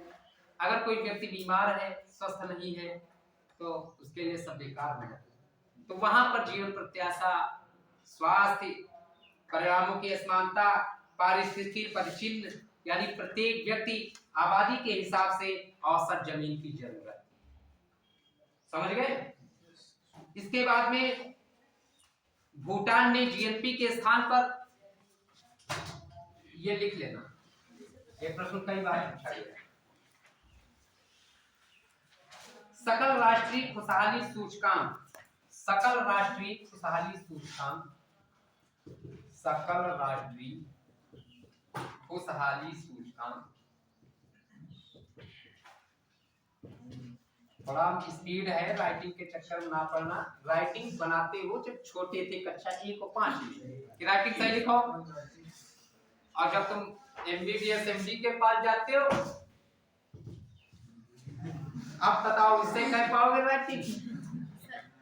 हमसे राइटिंग करेंगे, कोई बात नहीं, क्योंकि हमारा आपका शिष्य गुरु और नाते का, गुरु और शिष्य, तो कह सकते हो गुरु बिना ज्ञानम न भवति ज्ञानार्थम व्यर्थम, ये बात सत्य है। बात हम यहाँ पर आ जाए, भूटान इसका उत्तर है। भूटान, देखिए भूटान ने जीएनपी के स्थान पर राष्ट्रीय, सकल राष्ट्रीय खुशहाली सूचकांक जारी किया। भारत में मध्य प्रदेश, देखिए अब ये पॉइंट नोट कर लीजिए, जैसे ये भूटान, भारत में मध्य प्रदेश, संक्षेप में चाहे लिख लो, भारत में मध्य प्रदेश सरकार के द्वारा सभी के लिए एक हैप्पीनेस विभाग, हैप्पीनेस विभाग, हैप्पीनेस विभाग, और किस साल? 2016 में। जैसे ये भूटान, पूरे विश्व में भूटान ने विश्व खुशहाली सूचकांक, तो भारत में कहा, मध्य प्रदेश सरकार ने सबसे पहले हैप्पीनेस नामक विभाग की स्थापना की 2016 में। लिख लिया? अब देखिए, सकल राष्ट्रीय प्रसन्नता शब्द को 1970, सकल राष्ट्रीय प्रसन्नता शब्द को 1970 के दशक में, और इसका जो सही वर्ष है 1972, अब 1972 में भूटान के चौथे राजा महामहिम जिग्मे सिंघिए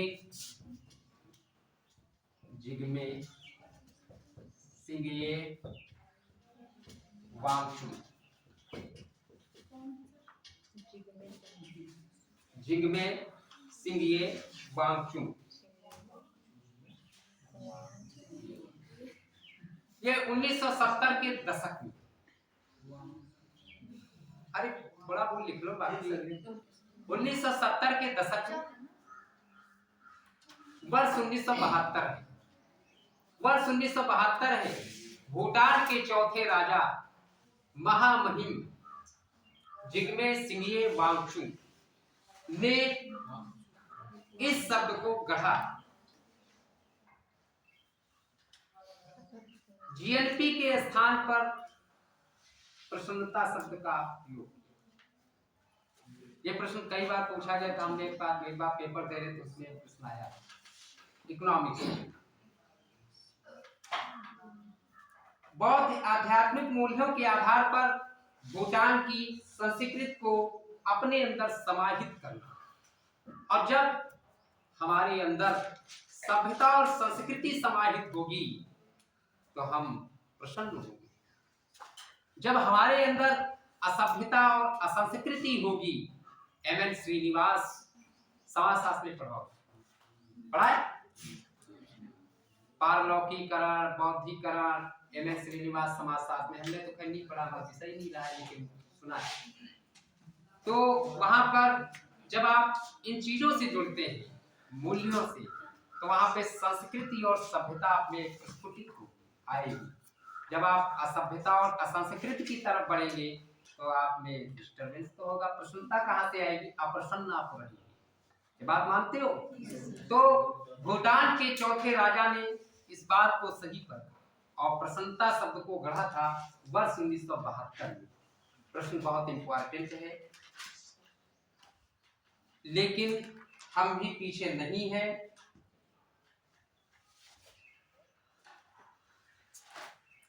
दिल्ली में भी हैप्पीनेस पाठ्यक्रम 2018 से प्रारंभ किया। ठीक, 2018 से हैप्पीनेस पाठ्यक्रम। आप देखते हो हमारी युवा पीढ़ी, रिजल्ट आता है इतना मानसिक रूप से अवसाद हो जाते हैं। आजकल देखो 15, 17, 18 साल, 20 साल, 22 साल, 23 साल, 24 साल तक का लड़का पता नहीं क्यों परेशान है, प्रसन्न है। माता पिता कुछ कहता है झटकोर देता है, सुनता ही नहीं है। बात हंसने की नहीं, बात अनुभव की और परखने की। या खुद विचार करें, आकलन करें। आप हमसे छोटे हो, लेकिन शिक्षा तो आपसे भी मुझे मिल सकती है। शिक्षा और ज्ञान में अंतर है। ज्ञान एक विशेष क्षेत्र में, शिक्षा तो आपका ओवरऑल इंटर तक शिक्षा प्राप्त कर लिया, फिर 3 विषय में ग्रेजुएशन, फिर पीजी, एक विषय में, फिर एक विषय एक क्षेत्र में पीएचडी कर लिया, यानी ज्ञान के विशेष क्षेत्र में पहुंचे। ठीक है, ज्ञान आगे तक ले जाता है। ज्ञान आपकी पहचान को बनाएगा। शिक्षा तो सब ग्रहण की, शिक्षा तो मुझे तृण से भी मिल सकती है, घास से। शिक्षा तो इस वनस्पति से भी मिलेगी, हरी खुशहाल है, हरित अर्थव्यवस्था। तो हमको भी तो खुशहाली इसी तरीके से होना चाहिए। दुखी घूम रहे हो तो काहे का सतत विकास हम करें। ठीक, ये बात समझ में आई। 1992 में एजेंडा 21,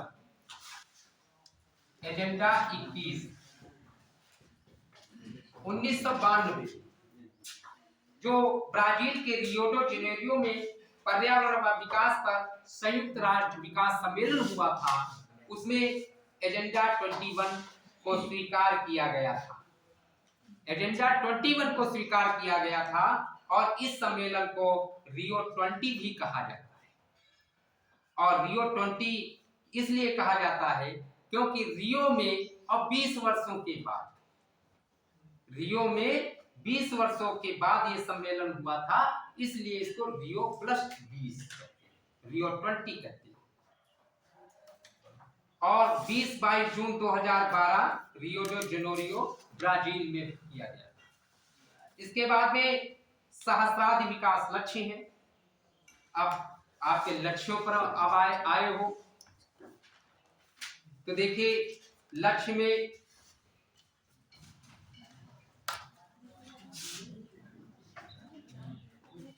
लक्ष्य हम आपको बता देते हैं, कोई समय कम है और नोट्स आपको हम दे ही देंगे।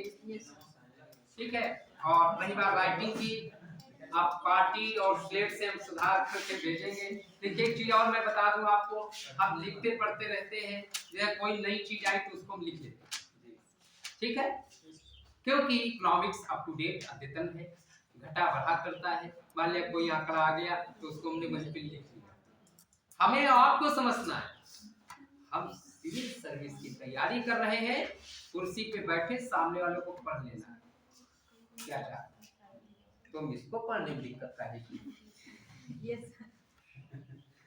अपने दिमाग को ब्राड करें। लेकिन अरे हम तो अभी शिष्य हैं, सीख रहे हैं। सही हो, शिष्य हम हैं, अभी वो कुर्सी कहाँ मिल रही है, हम प्रक्रिया में अभी चल रहे हैं, पढ़ रहे हैं। जब बैठेंगे तब ना ब्राड हो जाए, तब हम सामने वाले पढ़ लेंगे। अभी थोड़ी नहीं, सही करिए।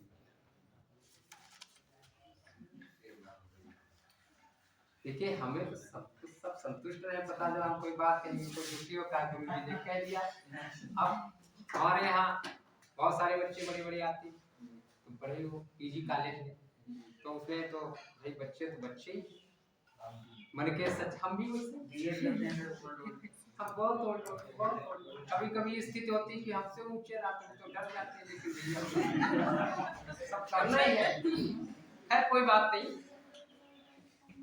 आपके जिलाधिकारी महोदय मतलब देखा जाए तो आदर्श मॉडल पूरे जिले आप लोगों का कि 24 घंटे में एक बार आपके समाज कल्याण अधिकारी साहब उस दिन आए थे, मुख्य विकास अधिकारी 2017 में। तो आप सोचिए कि ये जब सामने आते अधिकारी हैं 2017 और 2023 22 मान लो 23 तो 1.5 महीना कि कितने साल पहले क्या एज है। तो ये सब हमारे सफलता के लिए मॉडल आदर्श, हम इनको देखें। हम YouTube फेसबुक ये सब चलाते न चलाएं, हम इन सबको देखें। इन सब देखिए जैसे प्रतियोगिता दर्पण आती है, उसमें उत्तर प्रदेश लोक सेवा आयोग, संघ लोक सेवा आयोग, 1-2 जो टॉपर होते हैं उनका दिया होता है, वो क्यों दिया होता है? अच्छा बताओ, उनकी क्या जरूरत है? 4 पन्ने बर्बाद करने की, 8 पन्ने, और अखबार में विज्ञापन निकालो 51 शब्द का है, 3000 रुपये पड़ता है, तो उसमें 4 पन्ने क्यों बर्बाद किया गया? लेकिन नहीं, जब आप पढ़ेंगे मोटिवेशन बढ़ेगा, आप प्रेरित होंगे पढ़ने के लिए, रुचि बढ़ेगी कि हम भी ये कर सकते हैं। इसलिए 4 पन्ने की कोई वो नहीं, आप अगर बन गए तो बहुत कुछ बन सकता है। पूरे जिले का विकास इनके हाथों में। और देखिए कितना मतलब अच्छा लगता है, इतनी कम उम्र में सब बने हैं। तो आप ही इनको सोचिए, देखिए, विचार कीजिए, आप बन सकते हैं। अभी आप तैयारी करो, अभी पहुंच जाओ, कितने बिजी आपसे बात करेंगे आपके समाज कल्याण अधिकारी साहब, आप सबके लिए आप नहीं जानते हो, बहुत चिंतित रहते हैं, बहुत व्यवस्थाएं कर रहे हैं, जबकि आप देखते हो कि 2030 तक भी पूरा करने में मुझे वक्त लग जाएगा और बहुत समय बढ़ जाएगा, और ये पूरे जिले में सारी व्यवस्थाएं करना, संसाधन मिलने में देरी भी, ठीक, तो कितना प्रयासरत है। तो आप इन चीजों को सोचिए, अपने अंदर पढ़ने के प्रति ललक और लगन लगे। तो पहला लक्ष्य जो है एसडीजी का, देखिए मैं सिर्फ मौखिक वाचन करूंगा अब, इसलिए क्योंकि समय कम है, हो जाने दो, अब पूरा तो करना ही पड़ेगा। आप लेट आए, हम समय से आए। गुरुजी भाई भाइयों कोई कुछ नहीं है, तो 4-5 मिनट तो हो ही जाएगा, है ना। देखिए आज हमें समय पहले मिला है, तो हम तो पहले सेकंड में पढ़ाते थे, सेकंड क्लास, तो 10-5 मिनट लेटे हो जाते, वो देर में छोड़ते थे, तो आज हमें मौका मिला क्योंकि हमें अपने टॉपिक को पूरा ही करना है, ठीक है। तो एसडीजी ये जो 17 विकास लक्ष्य है, देखिए बहुत इंपॉर्टेंट टॉपिक है ये। 17 विकास लक्ष्य, 169 उद्देश्य और 2030 तक पूरा करना है। तो लक्ष्य फर्स्ट क्या है? पहला लक्ष्य इसका क्या है? शून्य गरीबी।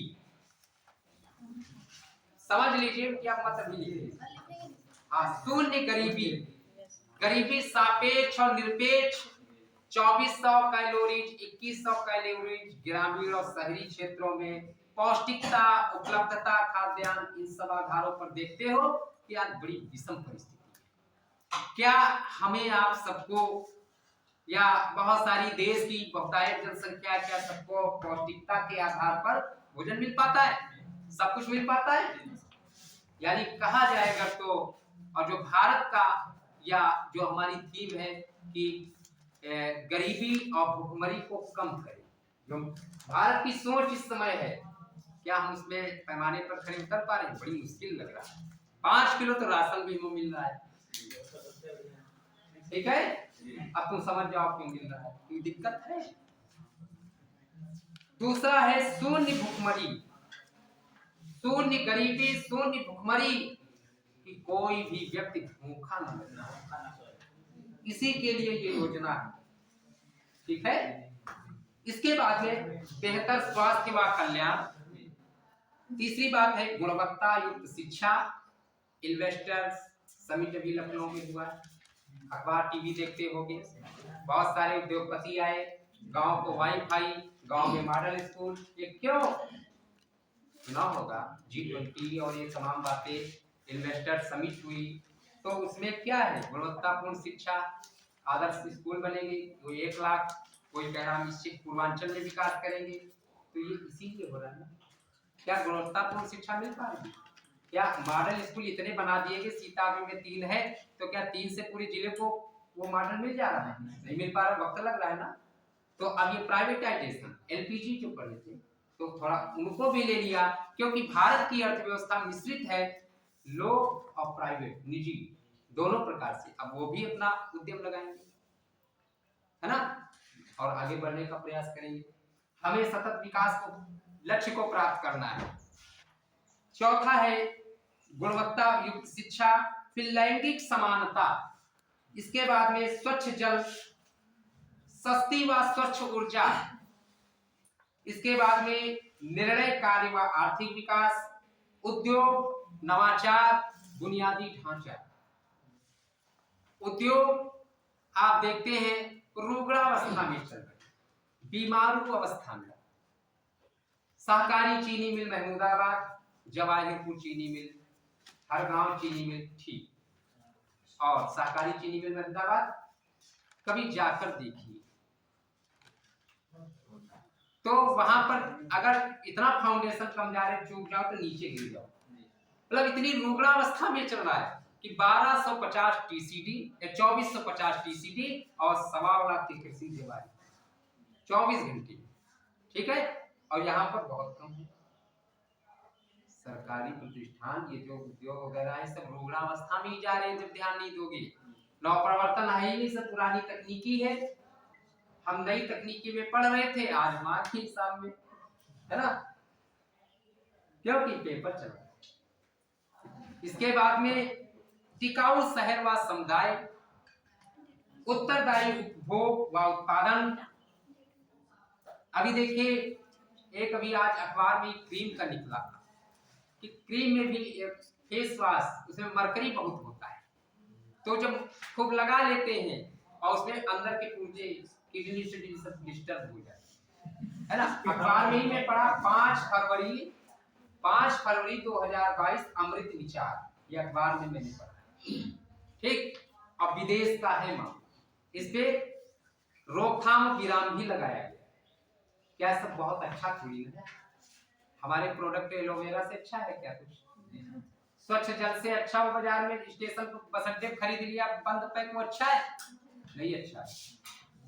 इसके बाद में जलवायु कार्रवाई की, जलवायु इस पर भी कार्रवाई होनी चाहिए, लेकिन गड़बड़ कर दिया, अरे रफा दफा, है ना।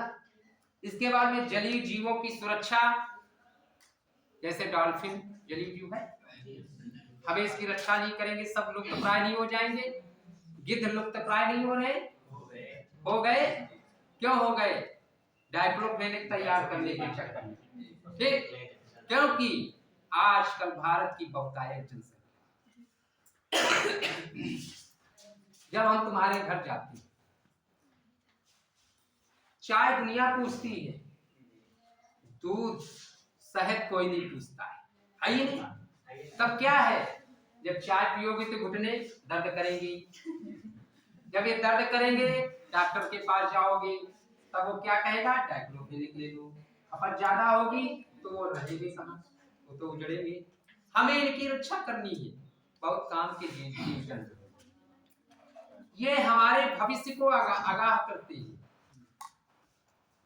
गांव में पढ़ा होगा, गांव में सुना होगा, इसे कौवा आपके छत पर बोले तो कहते हैं आपके मेहमान आने वाले। ये हमें पशु पक्षी प्रकृति तुलसी ये हमको आगाह करते हैं। आप कहते हो कि ये पेड़ पौधा नहीं बताते, तुलसी का वृक्ष घर में लगा है, हरा भरा है, तो इससे पता चलता है परिवार कितना हरा। सूखने लगे ऑटोमेटिक समझ जाओ तो दिक्कत। हर एक चीज का इस दुनिया में महत्व है, ये जान लेना। इस कागज पर भी लिखते हो इसका भी महत्व। वरन तसाई नून इसको क्यों तैयार करता, साइप्रस पपायरस नामक पौधे को क्यों निपटाते हो, इसका बहुत बड़ा महत्व। मिस्र में नील नदी के किनारे साइप्रस पपायरस नाम का पौधा पाया जाता है। उसी पपायरस से पेपर की उत्पत्ति हुई थी और तसाई नूनिस कागज का संत कहा जाता है। ठीक, इसके बाद में शांति न्याय व सशक्त संस्थाएं और लक्ष्यों को प्राप्त करने के लिए साझेदारी। अब देखिए हमारे ये जो मैंने अभी पढ़ा है इसमें बहुत सारी बातें पढ़ी हैं, इसमें कुछ अगर पूछना है तो आप पूछ सकते हैं और इसकी कुछ समरी टाइप में है उसको, और इसमें 5P भी है। 5P जैसे आप देखते हैं बहुत सारी चीजें प्रस्फुटित होती हैं। आर्थिक विचारधारा है, आर्थिक शब्द नए से नए गढ़े जाते हैं। 5P का मतलब होता है पीपल, प्लैनेट, पीस मतलब शांति, प्लैनेट ग्रह, प्रॉस्पेरिटी एंड पार्टनरशिप। 5P का मतलब है। इसके बाद में आप देखिए SDG भारत सूचकांक के आधार पर कैसे तय करता है, पिछली बार प्रश्न पूछा गया था। देखिए इसमें 4 श्रेणियों में बांटा गया था। 4 श्रेणियों में पहला अचीवर, जब कल टॉपिक दिया था कुछ एक लोग पढ़ के भी आए, बहुत खुशी हुई कि चलो देखते तो हैं, कम से कम हमको यही लग गया। कोई फेसबुक पर डालता है पोस्ट, कमेंट देखता है क्या लिखा है उसको, उसमें मजा आ रहा है, हमको इसमें आनंद आ रहा है कितने लोगों ने मेरे टॉपिक को पढ़ा है। सब में अंतर है। बिजी शेड्यूल तो सबका दुनिया में, खाली कौन बैठा, खाली कोई है, कोई काम ना काम कोई पूछो वो भी व्यस्त है। तो इस प्रकार से बिजी शेड्यूल सबका है और कभी कोई थकता नहीं। जब 67.2 वर्ष पार कर जाएंगे, जब समय नहीं रह जाएगा तभी थकेंगे, इसके पहले कोई नहीं थकता है।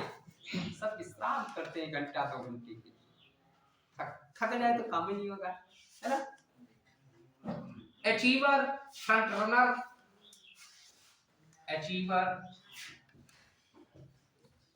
फ्रंट रनर, और तीसरी बात है परफॉर्मर, एस्पिरेंट। परफॉर्मर, एस्पिरेंट, ये 4 बातें हैं। इसमें 4 श्रेणियों में भारत में SDG इंडिया इंडेक्स के आधार पर प्रत्येक राज्यों, केंद्र शासित प्रदेशों को 4 श्रेणियों में बांटा गया है। पहला है अचीवर। अचीवर का मतलब होता है जब SDG भारत सूचकांक स्कोर 100 के बराबर हो। और एक बात हम बता दें आपको कि जो SDG है प्राप्तांक 0 से 100 तक होता है। SDG प्राप्तांक जो 17 विकास लक्ष्य है उसका प्राप्तांक, इसका मानक जो है सूचकांक 0 से 100 के बीच में होता है। इसी में नंबर मिलता है 60, 65, 63, 62 जो भी, ठीक। और जो मिलेगा वो यहाँ पर तुम्हारा तय करेगा तुम अचीवर हो कि फ्रंट रनर हो कि परफॉर्मर हो कि एस्पिरेंट हो, वो यहाँ तय होगा। तो देखिए बात समझ में आई।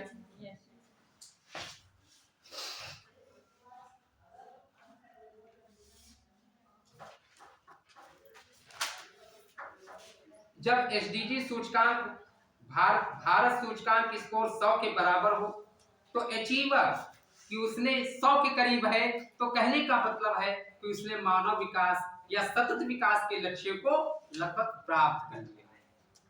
समझ गए कि 17 में प्राप्त कर लिया है। अगर जब SDG भारत सूचकांक स्कोर 65 के बराबर या अधिक हो या 100 से कम हो तब ये कहा जाएगा कि फ्रंट रनर। और परफॉर्मर में 50 के बराबर या 65 से कम हो तो फ्रंट रनर कहा जाएगा। और एस्पिरेंट में जब SDG स्कोर 50 से कम हो तो वो क्या कहा जाएगा, एस्पिरेंट कहा जाएगा।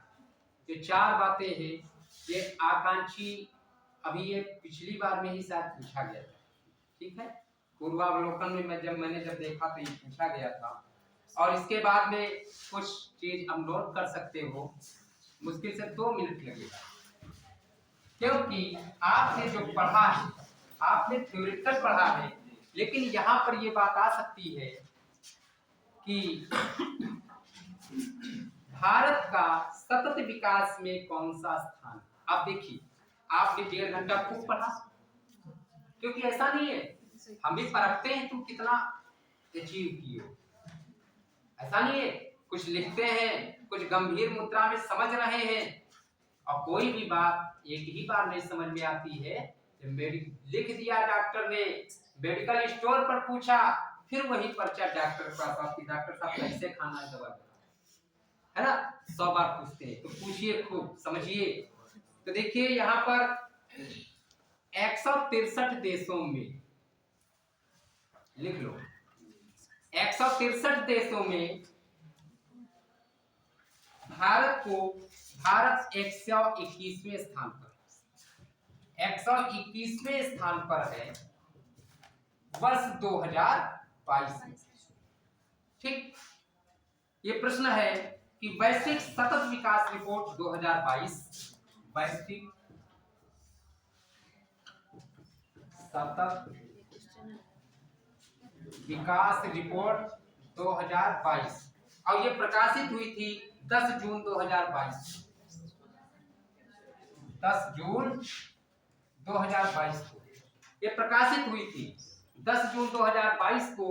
और इसमें 163 देशों में, यूएन के संयुक्त राष्ट्र के 163 देश, इसमें कितने उसमें देश हैं संयुक्त राष्ट्र में, इसमें सदस्य देश कितने हैं? 93 है, 193। अंतिम देश कौन सा है? भारत कैसे हुआ? दक्षिणी सूडान का नाम सुना है? कितने लोग गए हैं वहां?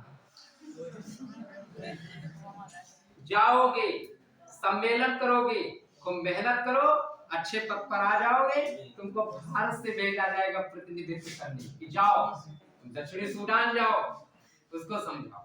ठीक, तो देखिए 121वें स्थान पर वर्ष 2022 में रहा है वैश्विक सतत विकास रिपोर्ट 2022 के आधार पर। ठीक है, 121वां स्थान है, लेकिन मानव विकास सूचकांक में भारत का 132वां स्थान है। अब देखिए इसमें 121वां स्थान और देश 163 और विकास लक्ष्य हमारे 17, उद्देश्य 169, तो हम 163 पर, 121 पर, यानी बहुत पीछे चल रहे हैं, बता रहे पीछे चल रहे हैं। तो यानी हमारी जो चुनौतियां हैं वो बढ़ ही रही है। तो देखिए वर्ष 2020 में 117वें पर था और 21 में 120वें पर था। और जब बात आती है कि पहले पर कौन था, तो इसको आप लिख लें, पहले स्थान पर फिनलैंड था सतत, और भारत का सूचकांक 60.32 है। सुनिए 121वें स्थान पर है, भारत का 121वें स्थान पर है और 60.32 है। तो भारत में एसडीजी जो इंडिया इंडेक्स है उसमें ये किस श्रेणी में आता है, ये बताइए। Achiever, front runner, performer, aspirant, उसमें किसमें आता है?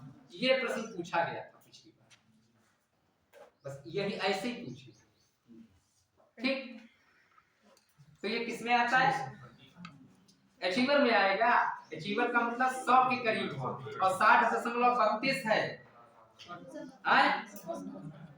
हाँ, परफॉर्मर में अभी हम परफॉर्मेंस कर रहे हैं, पाए थोड़ी ना। परफॉर्मर में भारत चल रहा है।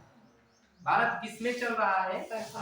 प्रश्न आता है कि भारत एसडीजी इंडिया इंडेक्स के किस श्रेणी में चल रहा है, तो भारत परफॉर्मर में चल रहा है, तीसरी श्रेणी में चल रहा है, जिसका सूचकांक 60.32 है।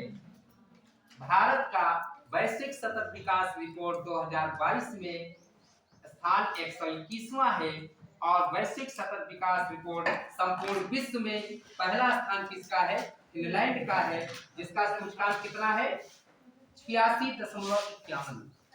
फिनलैंड को 86.51 मिले, यानी वो लगभग कगार पर पहुंच चुका। लेकिन हमने आपको ये भी बताया था कि जनसंख्या का आकार और समुदाय बता रहे उसका बहुत असर है, वो भी बताइए। कारण ये है फिनलैंड, जापान, अवश्य पूछिए, फिनलैंड, जापान ये बहुत कम जनसंख्या वाले देश है कि नहीं है? हाँ, अब भारत बहुत विशाल देश है, तो अभी परफॉर्म कर ले यही का कम का स्पिरिट में नहीं है। तो देखिए तृतीय स्थान जो है स्वीडन का है।